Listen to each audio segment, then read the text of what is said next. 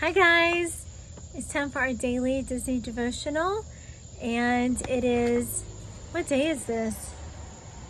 It's Tuesday. Is it Tuesday though? It is, it's Tuesday evening. Really nice evening here in South Carolina.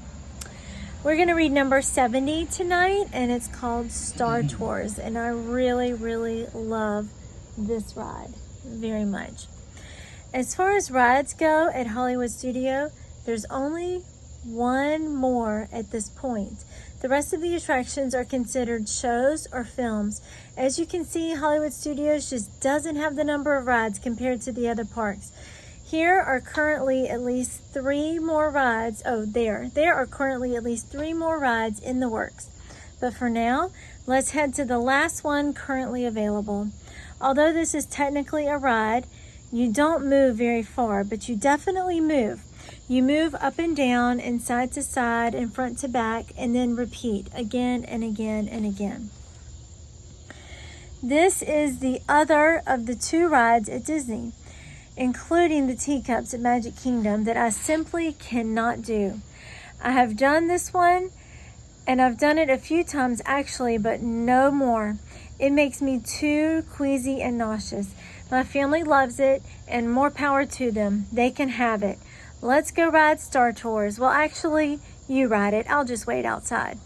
Star Tours is a simulator ride where you get into an enclosed structure, strap in, and then are taken on a space journey with your favorite characters from Star Wars, with the screen in front of you. Star Tours opened first in Disneyland in 1987. The Florida version followed a couple years later in 1989, just a few months after the park opened. The original Star Tours was altered in 2011 to become Star Tours The Adventure Continues, which is now its official name. With that refurbishment, it added new characters and ride experiences. The old version of this ride took place just after episode 6 in the series, which was Return of the Jedi. The new and current version supposedly takes place before or between episodes 3 and 4, just before the original Star Wars A New Hope movie. When the original ride opened in the late 80s, both Bob Iger, head of Disney, and George Lucas, the creator of the epic Star Wars, were there. They both actually tried the ride as well.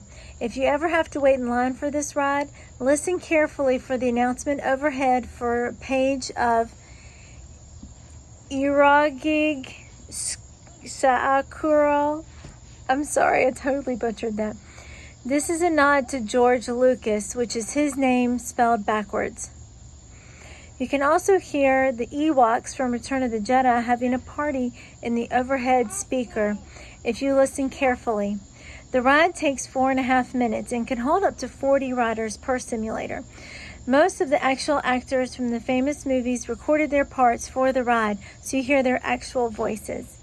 Each ride varies, as there are 13 possible segments that you can experience. You are always given a random 4 of those, which makes it easy for as many possible ride combinations. Did I mention that I don't like this ride? I've never done well with simulators of any kind. I wish I could enjoy them, but my body just does not like them for some reason. It has something to do with the simulator moving my body violently while I'm trying to concentrate on the screen in front of me. Those 2 things just don't mix well for me. For this particular ride and many other simulators, you are essentially trapped inside a big box for the duration of this ride. Now, I'm not generally claustrophobic, but I know that this scares some people.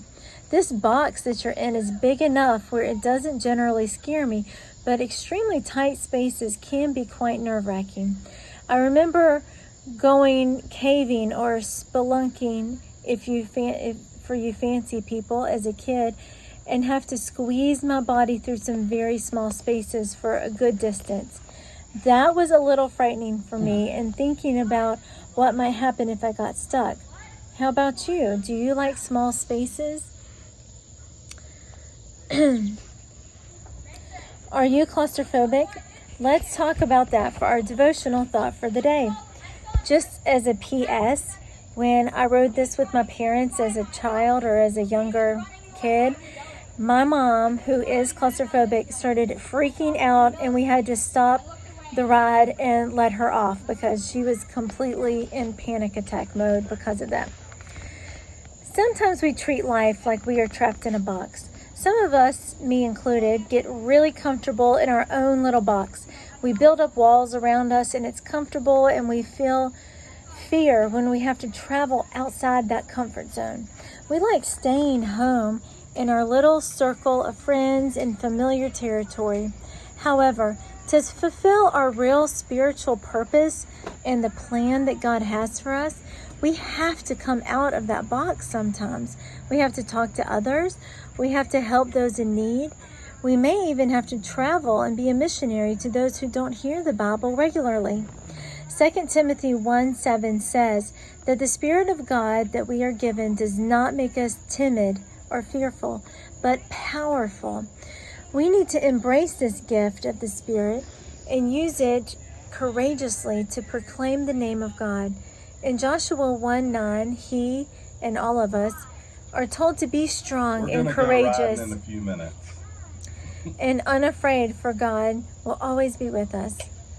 It's not always easy to step out of our box, even though some of us are normally scared of small spaces. We feel fine in our own little world, and we get too comfortable staying in our box. Despite how you may personally feel on Star Tours, examine your own world. Do you come out of your box? Do you step out of your comfort zone regularly to minister to others and tell them about your faith and the gifts that you've been given? Do you ask God to give you the courage to speak to others about Him?